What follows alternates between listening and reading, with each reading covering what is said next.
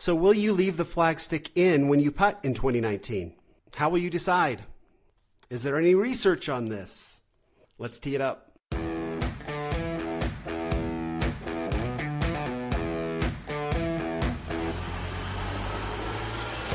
Welcome to Data Access Golf, your home for rapid golf improvement. And now, from the thin air of the Rocky Mountains, next on the number one tee, your host, Aaron Stewart. Hello, everyone. Welcome to another episode of Data Access Golf, the podcast. Thank you for being here. Good to be with you. So excited to have golf back on and being played and seeing all the new rules implemented. It's been interesting to watch for sure. I saw Rory McIlroy make a drop from his knee. That wasn't awesome. That definitely looks strange to me. Hopefully they'll look at... You've seen a few players come out. I think Bryson DeChambeau came out and said it was a little odd. So that's one of the things that kind of struck me, is watching these guys drop from their knee has been very weird. It's very strange to see. So I don't know how many of you have played Kapalua or been to Kapalua, but Kapalua is an amazing golf course. It's different from anything I have ever played. It just doesn't compare to anything else. It is such a huge place. It is like just a mass. It's playing like in a massive park. Some of the fairways are like, football fields wide. It just seems like they just go on forever, which leads to a lot of interesting shots and a lot of interesting ways to play a hole. I mean, it is a fascinating place. It is just a massive ballpark. Which it kind of had to be, because the winds can blow like crazy up there. You're kind of up on a hill, up above, the ocean. It's incredible. It's really an amazing place. Beautiful, beautiful place. Amazing scenery and landscapes, and really awesome. Really a cool place. If you get the chance to go play Kapalua, definitely take it. It was quite an experience, and I'd love to get back and do it again someday. It was really cool. So it's fun, and it's always fun to watch players play a course that you've played before. It kind of changes things when you're watching it on TV and you know exactly what they're looking at and what they're facing and the challenges of any particular hole.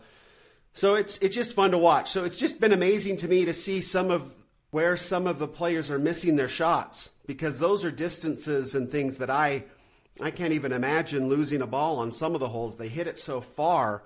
But to watch them drop from a knee has been kind of disgusting. It's just weird looking. It seems a little, just kind of fluky, kind of weird.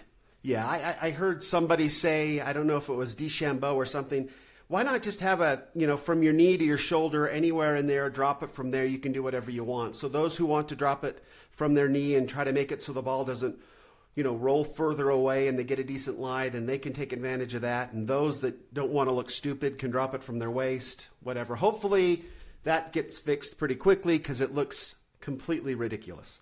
But probably the biggest thing that we've heard talked about coming out of the new rules and coming out of the first tournament of 2019, this concept of whether to leave the flagstick in or out. And it's really actually a fascinating discussion, because there is some data on this. And I was a little interested. I saw that Brandel Chambly came out and said, hey, everybody should leave the flagstick in. And if you go to golfchannel.com, there's a video of him talking about it.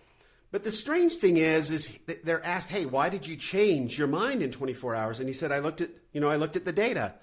But he didn't ever refer to the data and where the data came from. And that seemed, I don't know why he wouldn't do that. I don't know if it's because Dave Pelz is the one that actually did all the research on this. And he did it back in the early 90s.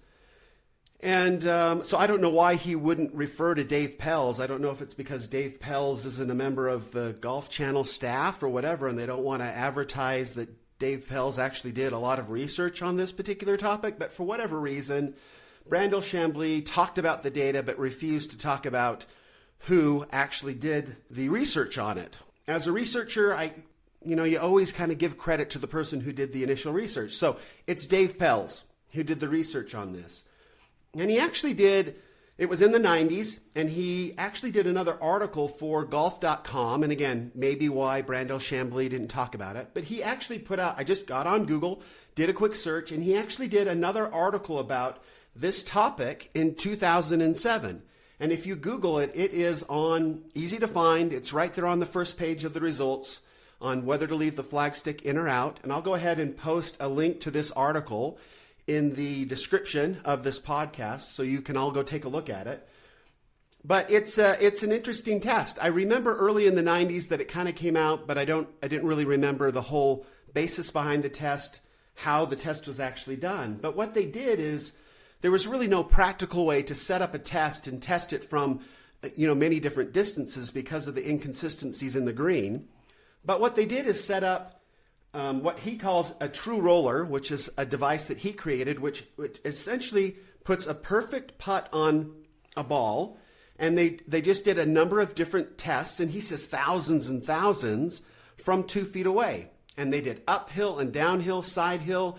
They hit the putt. They hit the flag dead center. They hit glancing blows off it. They just, every possible thing they could do with the pin in and with the pin out. They just did the research, just gathered data to check this whole thing out. Now, at the end of it, he says, there's no question it was statistically significant to leave the flagstick in. You would make more putts if you left the flagstick in, which, okay, great. That's the results of the research. But what's missing here in the research is I don't know how much more effective it is to leave the pin in. He didn't tell us it's a 2-to-1 advantage. It's a 30% more likely for a putt to go in. We didn't really get how much more likely a putt is to go in at varying speeds with the data. So I was a little disappointed in the lack of specifics in the data, but he's come back out and said, look, it's for sure advantageous to us to leave the pin in.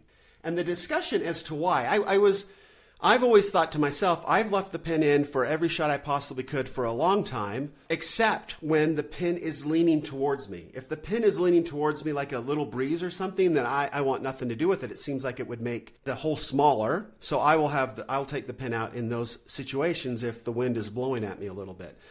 But Dave Pelz says in his research, it shows you have the most advantage to the pin being in if the pin is tilting away from you, or if the pin is tilting a little towards you. It acts as a backstop and redirects the ball downward into the hole. So definitely if the pin is leaning a little towards you or away from you, leave it in for all shots. But the only caveat being is if the pin is leaning so far towards you that it's made the ball impossible to fit into the hole, like the wind is blowing that hard, that's when you would need to take the pin out. So that's really the only occasion when you would take the pin out, is if it is leaning so far towards you that the ball literally can't fit in. Then you would take the pin out. Other than that, he's saying that every other situation you should leave the pin in.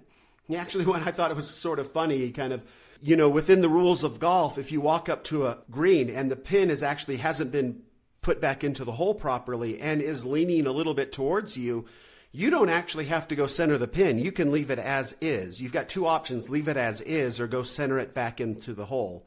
So his point was, hey, if it's leaning towards you or away from you, just leave it leaning and putt with it that way. That's well within your rights to do so. Anyway, so that is kind of the data behind it all. We don't have the exact data on how much more effective it is, but it is more effective. I trust Dave Pelz. He does good research. He talked about even backing this research up by, after they did it all with this true roller, he actually had a pro come out and make thousands and thousands of putts himself to see if they could sort of duplicate the research. And it's not as precise, but again, it showed that even with a human performing the test, that there was significantly more putts that went in than stayed out when you left the flagstick in. In another totally different article that's more recent from Dave Pelz, he talks about why. And I thought this was somewhat fascinating. Because the flagstick is made out of fiberglass, it actually absorbs the hit from the golf ball and slows the golf ball down. It literally absorbs it. And when you slow the golf ball down, then you have essentially increased the effects of gravity. And so then the ball will fall into the hole. And that's the huge advantage behind it. So it's sort of a situation where because fiberglass does a good job of absorbing the hit and taking speed off the ball, that increases the effective gravity and the balls go in a little bit more. If we used a different type of material for say, a pin like steel or something that was harder that would actually repel the ball, then I think the results will be different. But as long as we continue to use this flexible material of fiberglass, with the winds and everything, we kind of have to, then that's the situation. We will receive a benefit because the fiberglass takes speed off the ball, absorbs it, and then allows the ball to, with less speed, fall into the hole more. Pretty cool stuff. Obviously, based on the data, and that's what we're all about here at Data Access Golf, leave the pin in. Take advantage of it. I think Brandel Chambly's comments were interesting. He believes that by the end of the year, all players will just leave the pin in. It's going to take some time for people to adjust to it, and I agree with that completely. I'll tell you a story. I've got a very good friend of mine who's an incredible player.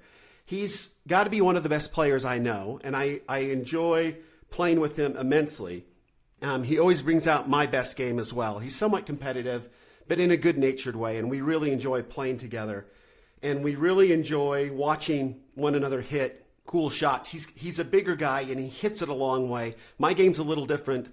I'm shorter. I hit it shorter than him, but I'm a little more precise around the greens, and I have a better short game. So we have these really wonderful matches that go back and forth. Really good-natured, a lot of fun. Anyway, he will not hit a ball onto the green from anywhere around the green. It doesn't matter if he's on the fringe, in a sand trap, in thick rough. It doesn't matter. He has to have the pin out to the point where it's basically, annoying. Like 70 feet away, he still wants the pin out. But this is just the way he plays. It's going to be interesting to see if he changes, if he actually allows the pin to be left in. He's one of those guys where, even if he's out, he wants the pin out, and then other guys want the pin back in. It's one of those things that actually does slow down play considerably. It'll be interesting to see if he makes the adjustment. It will be interesting to see how quickly the pros make the adjustment. They play for money. You would assume that if it is easier and they are convinced of it, that they will make that adjustment. To all of us as amateurs, leave the pin in. The data's pretty clear. I trust Dave Pelz. He does good research. Leave the pin in. It's a benefit to you. And let's play better golf in 2019. So thanks for joining us. Leave the pin in. Thanks for tuning in. Remember, always, better data means better golf, and that means leaving the pin in. Thanks. Thanks for listening to Data Access Golf with Aaron Stewart. Check us out online at dataaccessgolf.com, and we'll see you on the next episode.